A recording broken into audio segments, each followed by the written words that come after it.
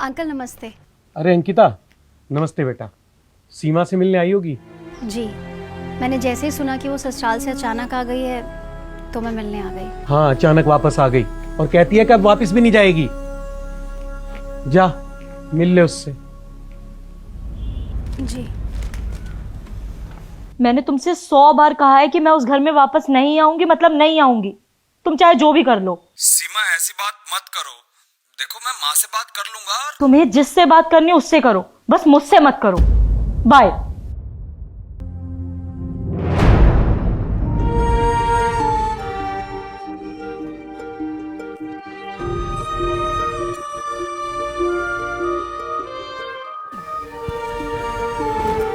तुझे पता है मैं कितना अकेला फील कर रही थी। मैं समझ सकती हूँ, लेकिन घर छोड़कर क्यों आ गई? वो अब मेरा घर नहीं है, अब से मैं यही रहूंगी। क्यों? तेरे ससुराल वाले तेरे साथ मारपीट करते हैं, गाली गलौज करते हैं? नहीं नहीं, वो ऐसा कुछ नहीं करती। तो तेरे हस्बैंड की कोई बुरी आदत है क्या? दारू, शराब, जुआ? नहीं नहीं, वो ऐसा कुछ नहीं सोचते। तो फिर ऐसा क्या हो गया 2-3 महीने में कि तू वापस नहीं जाना चाहती? मैं क्यों रहूं उनके साथ और क्यों करूं उनके लिए कुछ भी? अरे जब भी मैं उनके लिए कुछ करती हूँ तो उसमें 100 नुक्स निकालते हैं और बोलते हैं मायके से यही सीख के आई है। कद्दू सीखा है। सीमा, शुरुआत में हर ससुराल वाले ऐसे ही करते हैं। तू ना उनका ज्यादा पक्ष मत ले। वैसे तो मेरे ससुराल वाले बड़े मॉडर्न बनते हैं, लेकिन जरा सा घर से बाहर कदम क्या निकाल दो कि 10 तरीके के सवाल जवाब करने लगते हैं। कहाँ जा रही हो, क्यों जा रही हो, किससे मिलने जा रही हो, हर चीज जाननी होती है उन्हें। तो बता दिया कर ना। मैं क्यों बताऊं? अरे इन्हीं सारी चीजों से बचने के लिए तो मैंने पढ़े लिखे मॉडर्न लड़के से शादी की थी, लेकिन मेरी किस्मत देखो। खैर तू ये सब छोड़, कहीं शॉपिंग करने गई थी क्या? हाँ, मुझे जैसे ही पता चला कि तू ससुराल से आई है तो मैं मॉल चली गई शॉपिंग करने। शादी के बाद पहली बार घर आई है ना, तेरे लिए सैंडल्स लेके आई हूँ।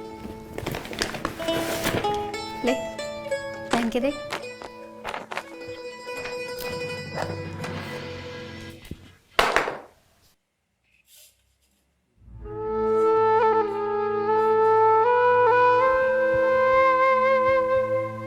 काट रही हैं। अभी नहीं है ना, चल के देख।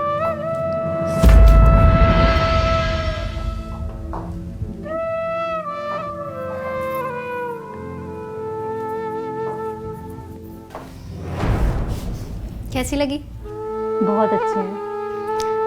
पर तुझे तो काट रही थी ये। हाँ तो शुरू में सैंडल काटते ही हैं, नए हैं ना। और जो तू लड़खड़ाई वो? हाँ तो फिर संभल भी तो गई ना, और इससे देख मेरा कद भी बढ़ गया, तो इतना एडजस्ट तो मैं कर ही सकती हूँ ना। तो थोड़ा एडजस्ट ससुराल वालों के साथ भी कर ले। मतलब शादी एक नई सैंडल की तरह होती है।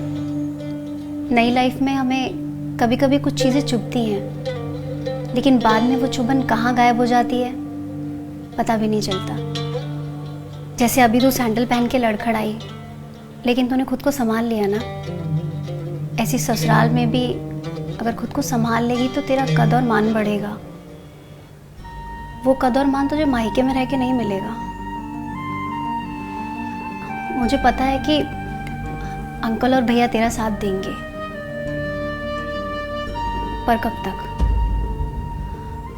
तुझे पता है मेरी एक छोटी सी गलती, जब मैं अपने पति से लड़कर वापस आ गई थी, मेरे भी पापा और भैया ने मेरा साथ दिया।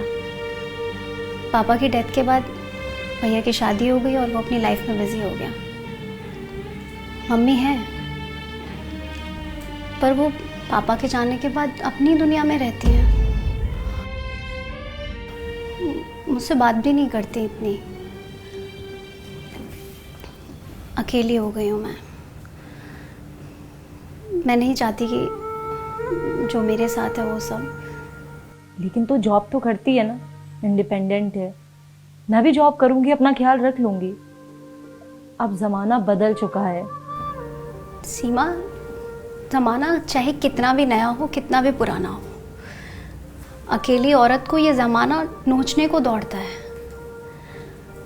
एक औरत उनके लिए गोश्त का टुकड़ा है और बाकी के भूखे लोग कुत्ते।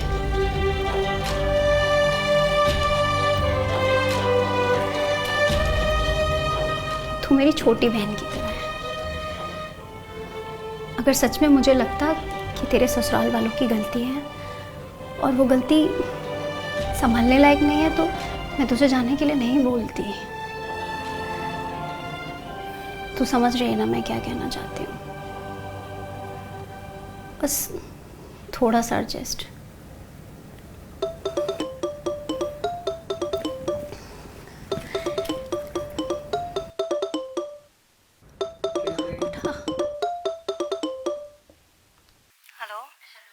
बहू, तू मेरी वजह से अपना घर मत खराब कर।